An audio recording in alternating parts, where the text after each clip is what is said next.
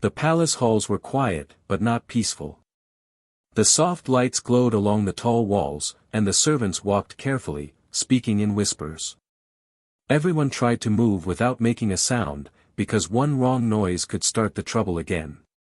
In the center of the grand chamber sat a small girl, Princess Lyra, the youngest child of the royal family of Alindra. She had not rested in many days. Her silver eyes were tired, and her small hands trembled whenever someone came close. Even the lightest touch made her pull away. She would cry suddenly, then fall silent, then cry again. It was like she was trapped inside a storm of her own feelings, and no one knew how to help her. The queen, tall and calm, stood beside her daughter with worry hidden behind her composed face. She had called healers, caretakers, singers, and even trained comforters from distant lands. None of them succeeded. Lyra simply could not rest. No sound, no song, no touch gave her peace.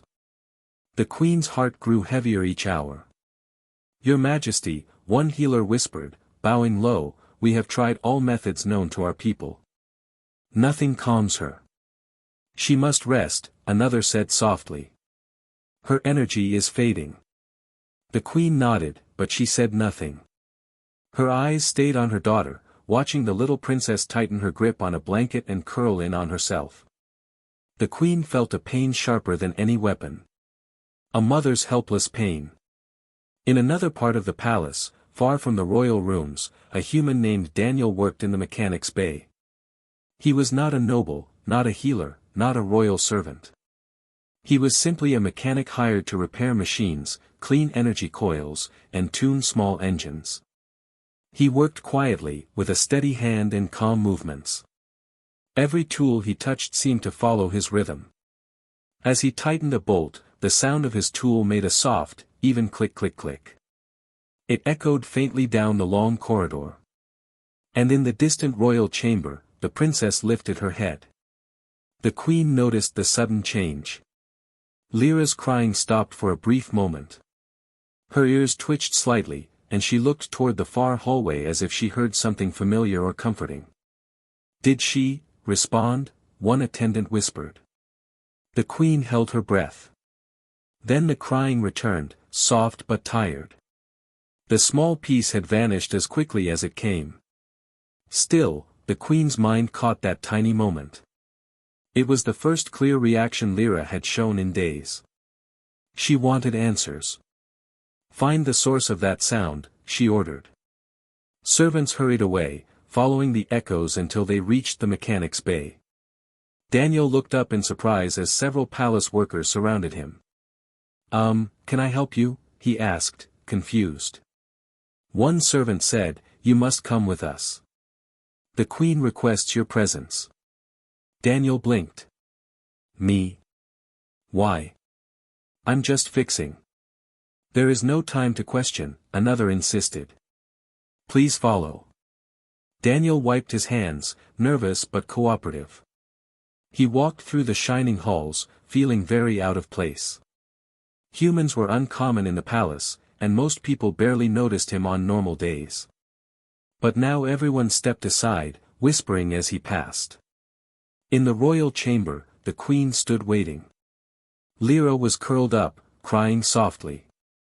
Daniel hesitated at the doorway, unsure whether entering was allowed. The queen gave him a serious look. "You are Daniel, the mechanic?" "Yes, Your Majesty," he said quietly. She gestured toward her daughter. "Come closer." Daniel swallowed hard. He had repaired machines, not calmed royal children. He walked slowly, careful not to make sudden sounds. The princess heard him approach, and her small body stiffened. But then Daniel bumped his tool belt gently, causing a soft, familiar clink of metal. Instantly, Lyra's crying paused again. Everyone in the room froze. Daniel blinked. Was that me?" The queen stared at him. "She reacts to the sounds you make. This cannot be a coincidence." Daniel knelt slowly, lowering himself to Lyra's level. He did not reach out to touch her, he simply sat and let his tools shift slightly, making very soft metallic sounds. Little rings, clicks, and jingles filled the quiet air. Not loud, just gentle enough to be soothing. Lyra's breathing steadied. Her eyes opened a little wider, watching him with tired curiosity. She did not cry. She did not hide. Daniel felt a strange warmth in his chest. "Hello, little one," he said softly, almost whispering. Lyra blinked slowly, but she did not turn away. The queen watched in silent amazement. The attendants stood frozen. For the first time in many days, the princess showed calm.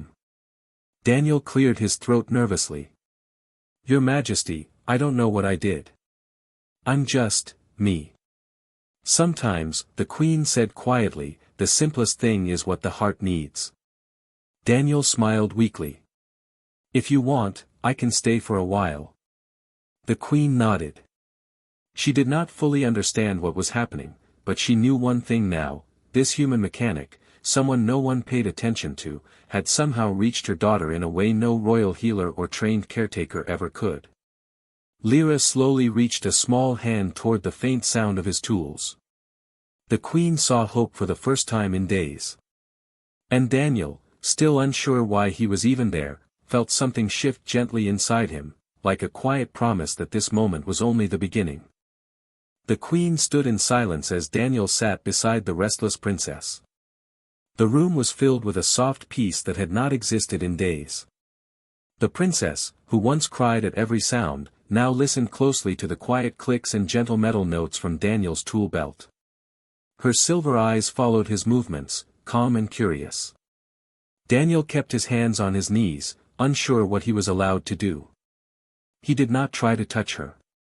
He just let his tools move lightly, filling the air with sounds that felt natural, steady, and safe. The queen finally spoke. "Daniel, you have done something no one else could." He looked up quickly. "Your Majesty, I didn't do anything special." She just liked the sound, maybe. But the queen shook her head. "No. It is more than that. She looked at you. She listened. She rested her mind for the first time in many days." Daniel glanced at the little girl. She was slowly leaning closer, her tiny fingers stretching forward like she wanted to understand where the sound came from. The queen stepped beside them. "Daniel, I have a request." He stiffened a bit. "Anything I can help with, Your Majesty." "I want you to stay in the palace," she said. "At least until my daughter can rest again."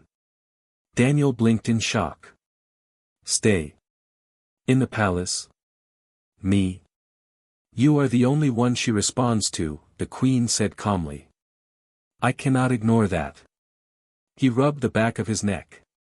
"But I'm a mechanic. I fix things. I'm not good with kids. I'm afraid I'll do something wrong." "You fixed her heart for a moment," the queen replied softly. "That is more precious than any machine." Daniel fell silent. He did not know how to answer. He had taken the mechanic job because he liked machines, they made sense, unlike people. He never imagined being needed by royalty. The queen stepped closer. She lowered her voice, showing a side of her that few ever saw. "She has not slept in 3 nights. She cries until she cannot breathe. Her mind is overwhelmed. If she cannot rest soon, she may fall into a dangerous state." Daniel felt his chest tighten. He looked again at the small girl, her tired face, her trembling fingers. The queen continued, "I am not asking you to be a royal guard or healer. I only ask that you stay near her. Work near her. Let her hear those simple sounds that calm her." Daniel finally nodded. "If it helps her rest, then, yes. I'll stay." Relief flashed across the queen's face, though she hid it quickly. She motioned for the attendants to prepare a small workspace near the princess's chamber. Tools, parts, and a portable bench were brought in. Daniel watched all this with wide eyes, still trying to understand how his day had changed so suddenly. When the workers left, Daniel sat at the small bench and picked up a harmless metal piece to work with.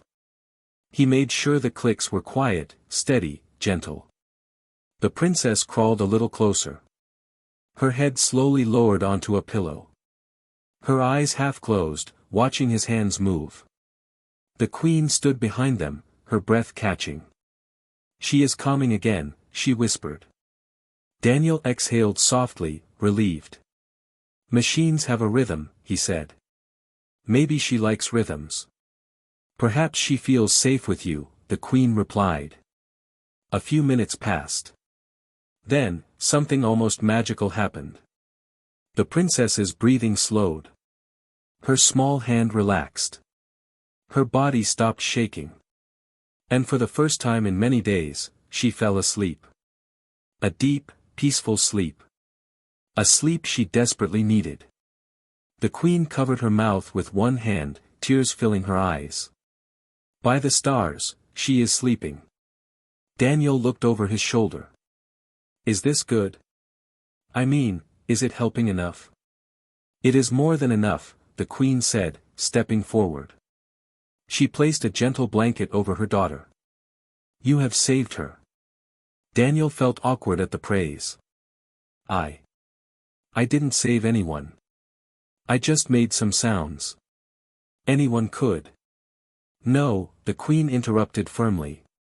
"Many tried. Many failed. Only you reached her." Daniel looked at the sleeping princess. She looked peaceful, almost glowing with calm. He felt something warm rise in his chest, something he didn't know how to name. The queen placed a hand on his shoulder, surprising him. "Daniel, I have another request." He froze. "Another?" "Yes," she said gently. "I want you to become part of her care. Not as a servant. Not as a simple worker. As someone she trusts. Someone who comforts her." Daniel's eyes widened. "You want me to stay close to the princess?" "Yes," the queen said. "Even after she wakes." He didn't know what to say. He had never worked with children, let alone a royal child. But when he looked at Lyra's peaceful face, he knew he could not walk away. He inhaled slowly.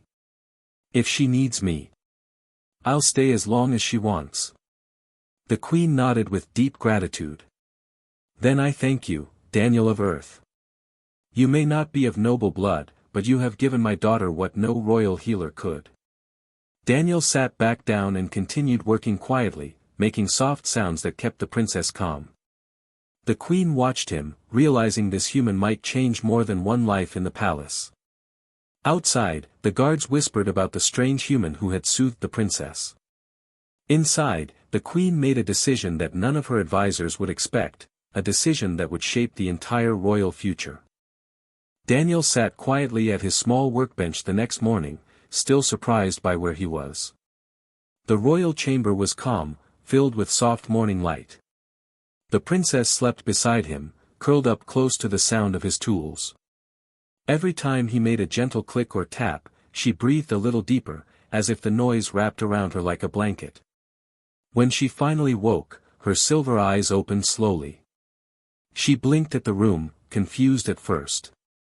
Then her gaze landed on Daniel. She did not cry. She did not stiffen. She simply stared. Daniel froze, unsure what he was supposed to do.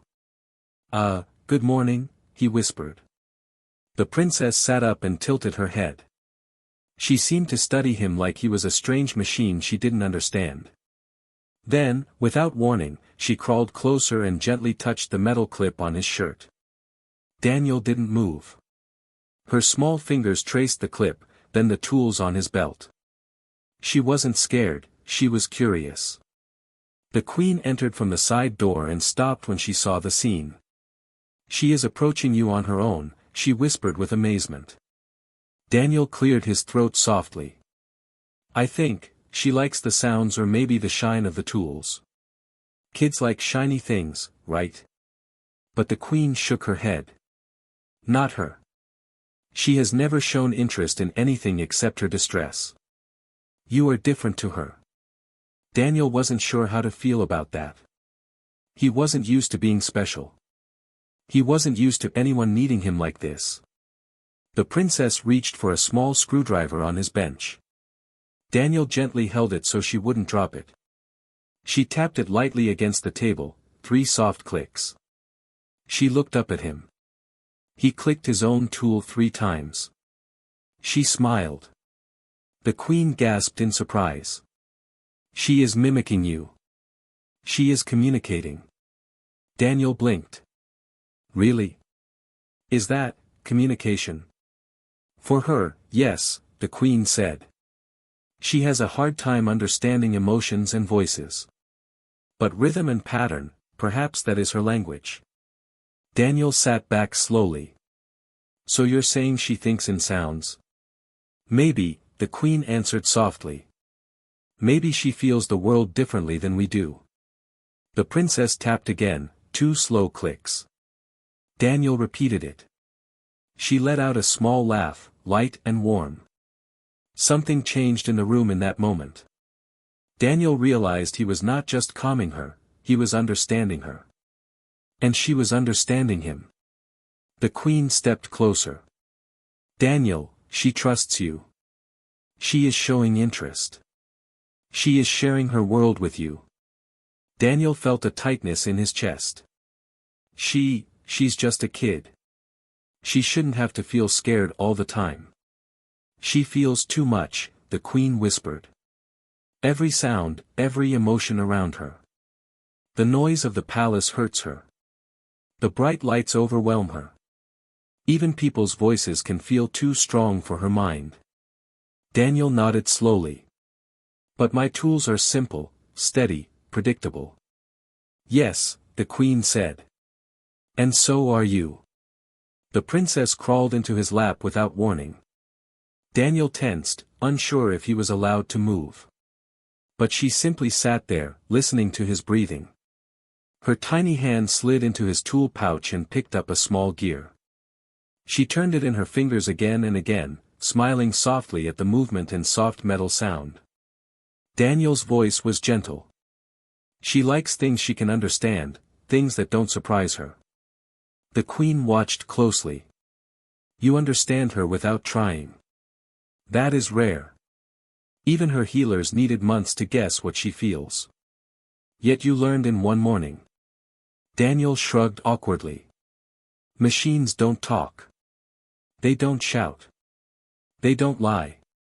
Maybe she likes that.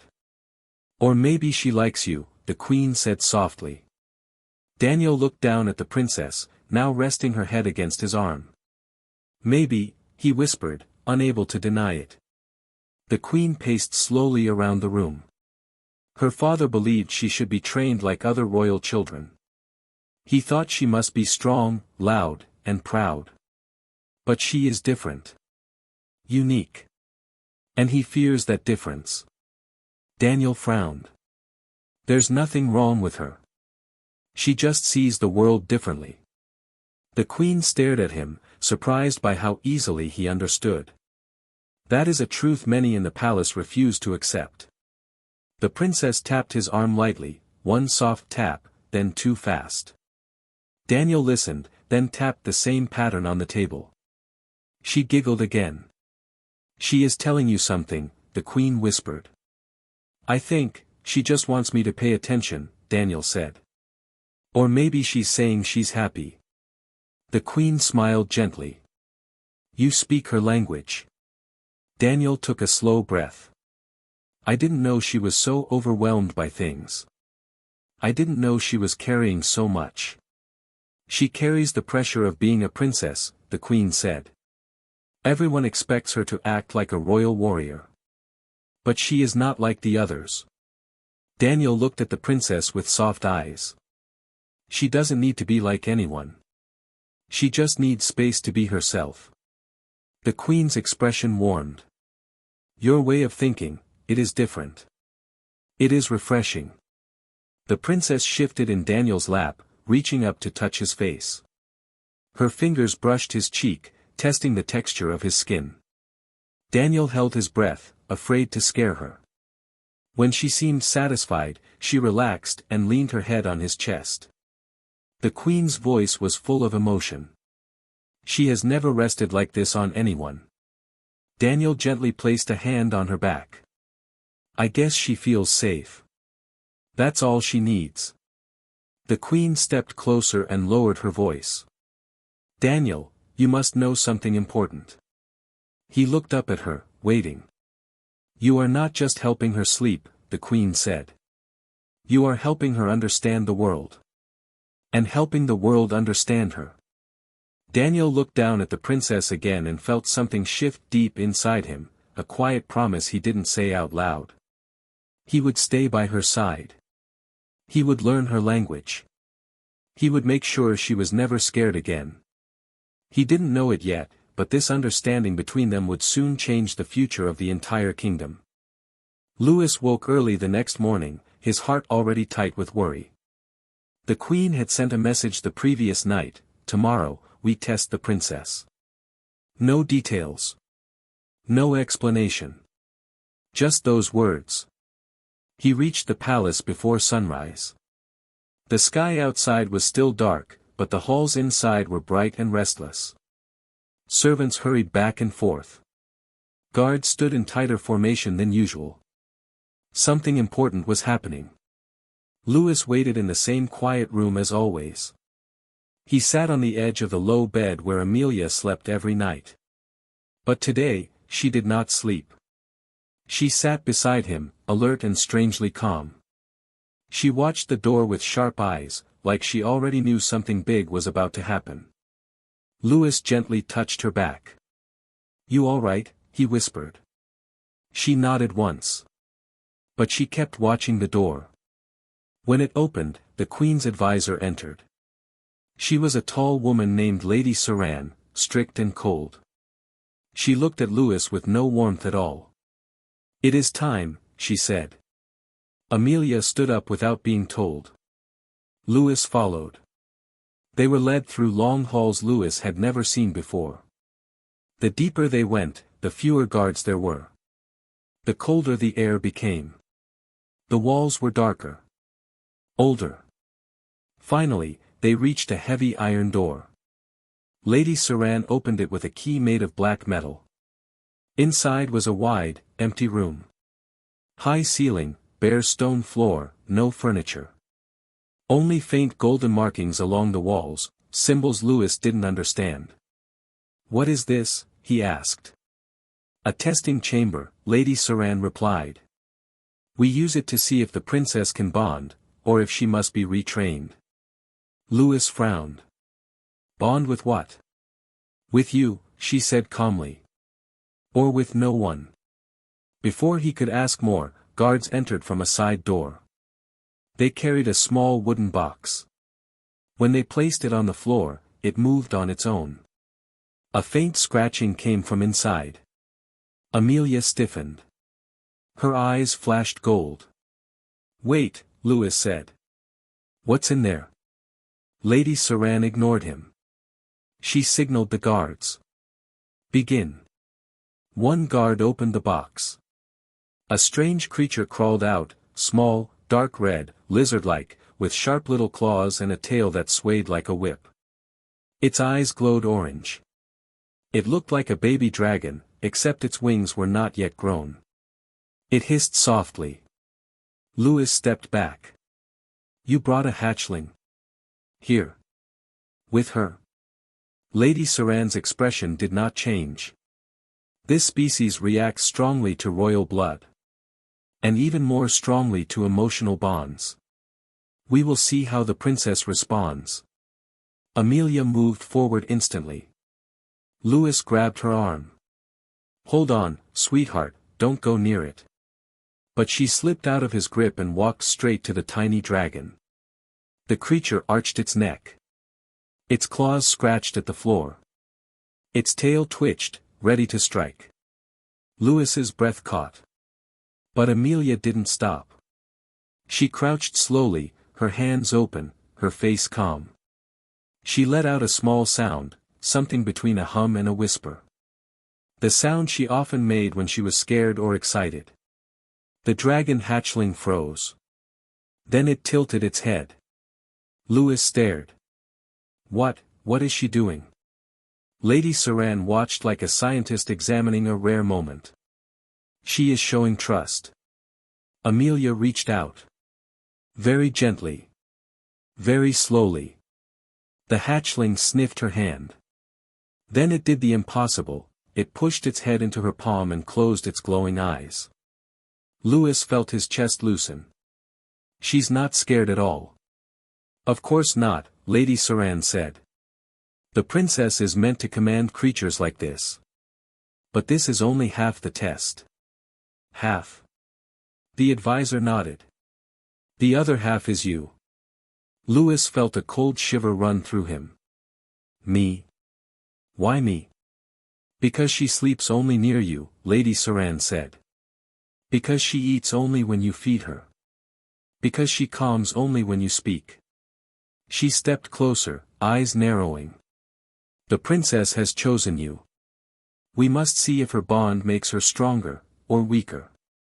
Before Louis could speak, another guard opened the second box. This time, the creature was bigger. Much bigger. A juvenile dragon, almost the size of a lion, with black scales and long, sharp teeth. Louis stumbled back. No. No, this is dangerous. Lady Saran gestured toward the center of the room.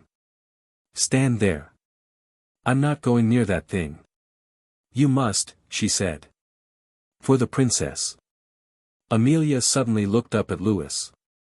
Her golden eyes widened. She shook her head quickly, stepping toward him. She pushed at his legs, as if telling him not to go. She doesn't want me to, Louis said. Isn't that a sign you're pushing too far? Lady Saran's voice was flat. The princess must learn to protect what she chooses. The dragon growled. Its wings rattled. Heat filled the room. Amelia stepped in front of Louis like a tiny shield. Her hands balled into fists. Louis knelt beside her. It's okay. I trust you. She looked at him with frightened eyes. He nodded again. I trust you. Do whatever you need to. And then, she changed. Her calm eyes hardened. Her tiny body stood straighter. Something old and powerful flickered behind her stare. She faced the dragon and let out a sound Louis had never heard. Not a hum. Not a whisper. A command. A deep, vibrating sound that shook the floor. The dragon stopped. Its wings dropped. Its head lowered. The room went silent. Amelia walked to the huge creature and placed her hand on its nose. Louis exhaled shakily, not realizing he had been holding his breath. Lady Saran finally spoke, her voice softer than before. The test is complete. Louis looked at Amelia, small, brave, and still holding the dragon calm with one simple touch. What does this mean? He asked quietly. Lady Saran bowed her head slightly. It means the princess is ready, she said. But we are not. And Louis realized, this was only the beginning. The room slowly emptied after the test, but Louis could still feel the echo of the dragon's growl under his skin. Amelia stayed close to him, her small hand gripping his shirt tightly. She was calm again, but tired. The moment she relaxed her hold on the giant dragon, her legs wobbled like someone had taken all her strength. Louis lifted her gently. You did so well, he whispered. She rested her head on his shoulder and closed her eyes, breathing slow and soft. Lady Saran guided him through the hallway, now quiet and dim. It felt like the palace itself was thinking. She did not speak until they reached the golden doors of the queen's private chamber. The queen wants to see you, she said. Both of you. Louis hesitated. Is something wrong? Lady Saran studied him for a moment. Everything is changing. That is all I can say. She pushed the doors open. Inside, the queen stood alone, her back to them, looking out a tall window. The sky was cloudy and pale, turning the whole room silver. She turned slowly when she heard their steps. Her eyes first went to Amelia. "She is tired," the queen said. "Yes," Louis answered. "She used a lot of strength." The queen walked closer, her long dress brushing softly against the floor. She stopped in front of Amelia, who opened her eyes just a little. The queen's face softened. "You protected him," she whispered. "Even though you are so small." Amelia blinked once, as if she understood. Louis cleared his throat quietly. "Why did you test her like that? She's just a child." The queen studied him carefully, as if choosing her next words with great care. "You think she is only a child," she said. "But she is born to carry a throne, and our throne is not gentle." Louis tightened his hold on Amelia protectively. "She doesn't need to prove anything. She already shows who she is." "That is why I must decide what happens next," the queen said. Lady Saran bowed and left the room, closing the doors behind her. Now it was only Louis, Amelia, and the queen in the silent chamber. The queen stepped closer. "Louis, do you know why she sleeps only near you?" Louis shook his head. "No. I don't understand it." "Because you give her something no one in this palace can," the queen said. "Safety without fear. Comfort without power. Care without interest." Louis frowned. "I'm not special." "But she chose you," the queen said. "And she never chooses lightly." Amelia let out a small sound, half whine, half sigh, and hid her face against Louis again. The queen watched with calm, thoughtful eyes. "The test showed something unexpected," she continued. "The princess bonded with the dragons as she should. But the second half, that was different." Louis felt his shoulders tense. "Different how?" "She protected you," the queen said softly. "Not herself. You." Louis swallowed. "Well, I was in danger." "That is not the point," the queen said. "Princesses protect kingdoms. Not individual people." Louis did not know what to say. The queen turned away and paced slowly, as if weighing something heavy inside her mind. "When a royal heir forms a bond too deep with one person," she said, "it can shape their future. Their loyalty. Their strength, or their weakness."